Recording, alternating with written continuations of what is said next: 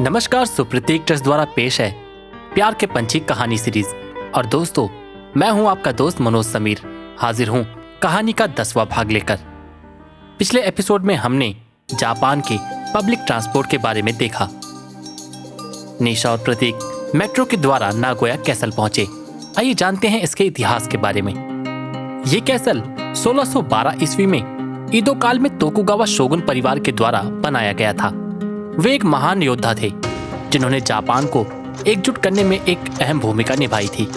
Tokyo और Osaka के बीच में होने के कारण नागोया कैसल एक महत्वपूर्ण सांस्कृतिक और राजनीतिक केंद्र के रूप में उभर के आया। नागोया ही वो जगह है जहां से टोयोटा कंपनी ने अपनी शुरुआत की थी।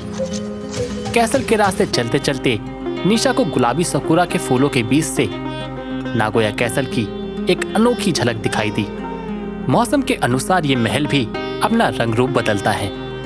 लाखों की संख्या में पर्यटक नागोया कैसल को देखने के लिए पहुंचते हैं। अप्रैल के पहले सप्ताह में उस दिन सुबह की ठंडी धूप में हवा चलने से मौसम सुहाना था। कैसल की छत के ऊपर दोनों छोरों पर 2 सुनहरी सांची हैं।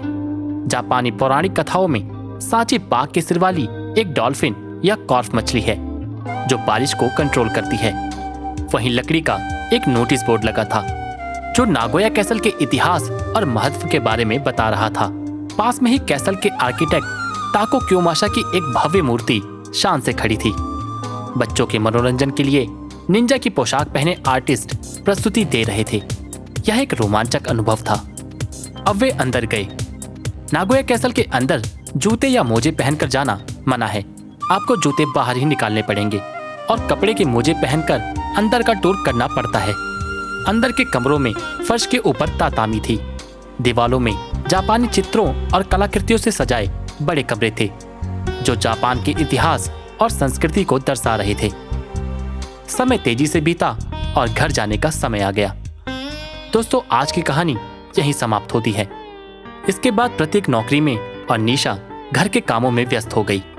आइए इनकी जिंदगी में आने वाली परेशानियों को नजदीकी से देखते हैं। हम फिर मिलेंगे अपने अगले एपिसोड में।